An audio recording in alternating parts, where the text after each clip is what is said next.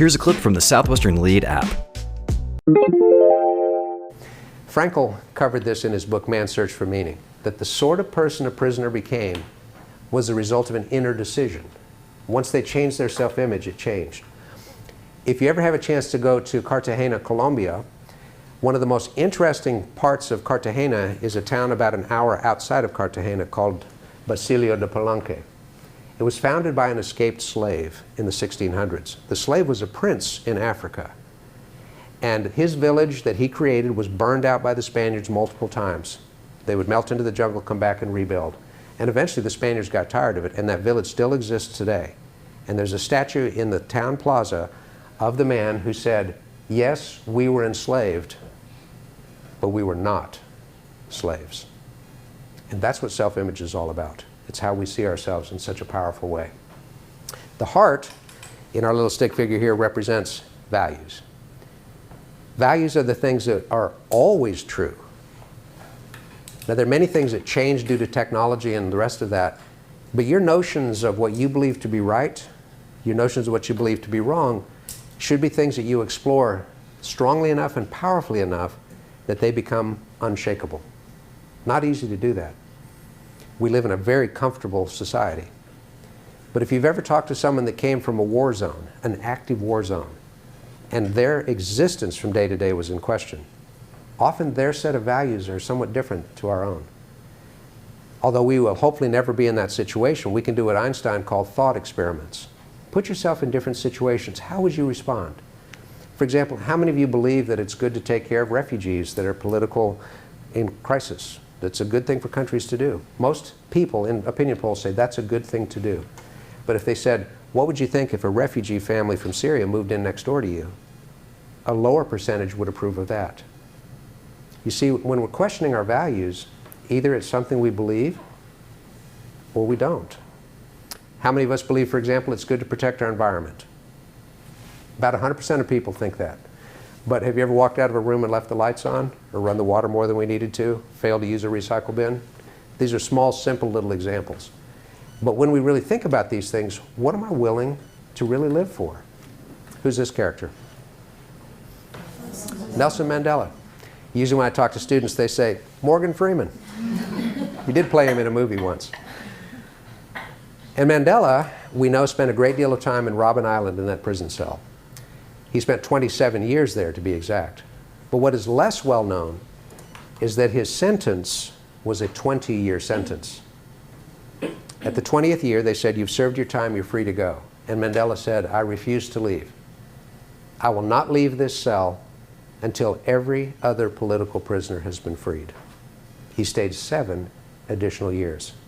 And in that act of nonviolent resistance, he broke the back of apartheid and freed a nation. I believe we would call that a strong set of values. So is there something that you believe strongly enough that you're willing to live for?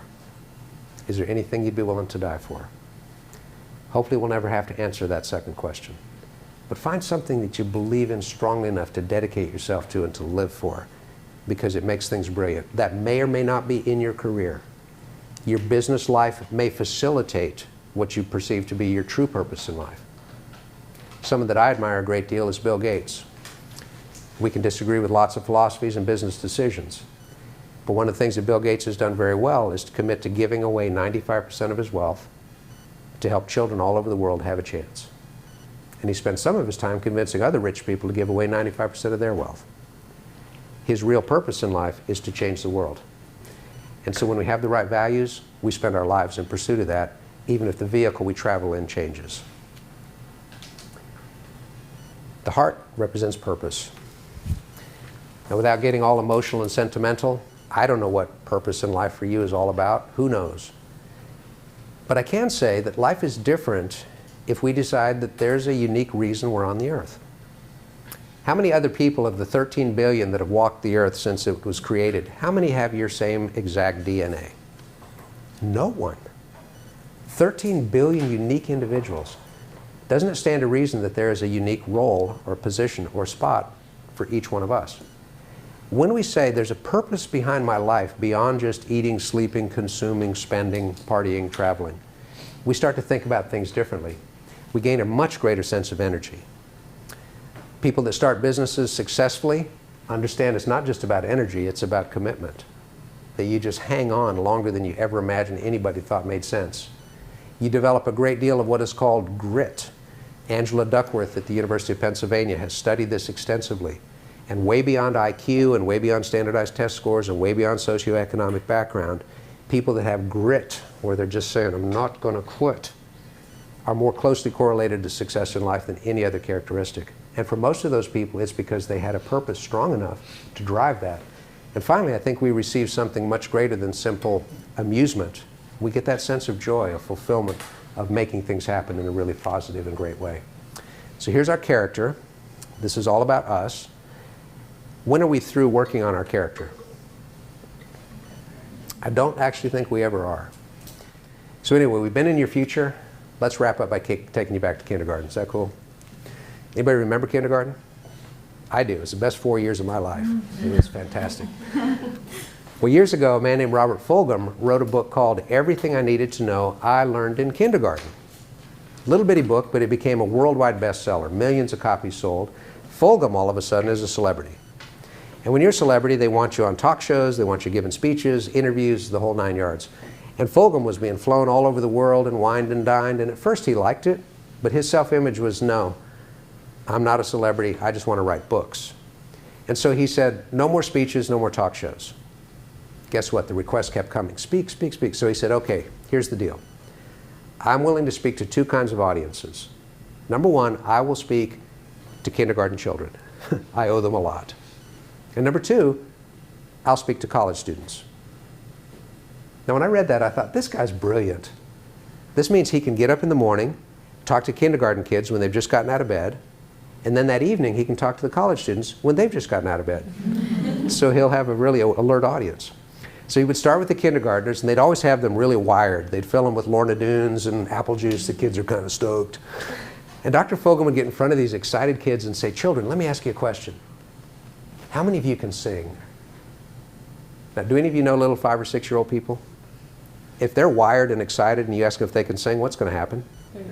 They're going to start singing. They're going to sing, let it go, let it go. I mean, they're going to start singing. And then they'll say, well, do the Lion King.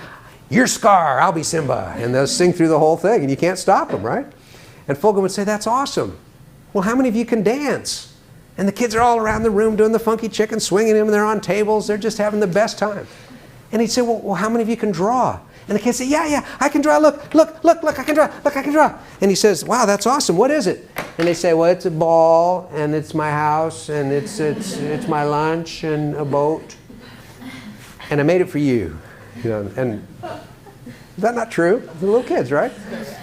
Well, he'd take a nap, and then that evening, he'd go to a university, and there'd usually be a large crowd of 1,000 or more students. And Dr. Fulghum would say, students, let me ask you a question. How many of you can sing? And there's a few hands and a little muttering like, man, you sing badly when you're drunk. You know, well, shut up, you sing in the shower and bad. But not many hands. And then he'd say, well, how many of you can dance? And you get a couple of dancers raising their hands, and the rest of them, oh no, I got the earbuds, I do this once in a while, but I don't dance that much. And he'd say, well, how many of you can draw? A couple of artists and architects, but everybody else, oh no, I'm primarily text-based, you know, don't really. And Fulghum would look at this crowd and say, what has happened to you? When you were 5, you could do anything.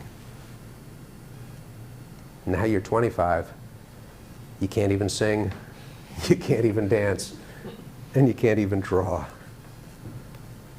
Well, I think we know what happened, right? Sometime between being really little and being bigger, we learn a brand new skill. The skill is called how to be embarrassed.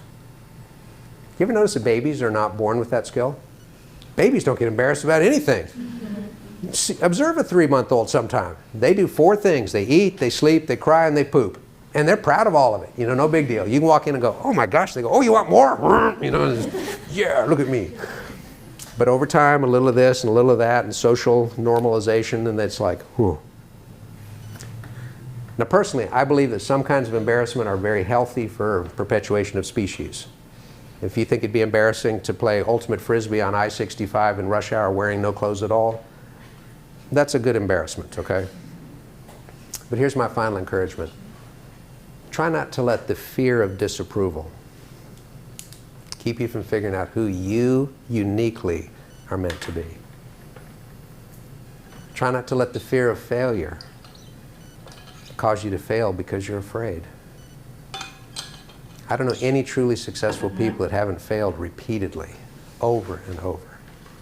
And what they learn is that failure is never final. Success can also be fleeting.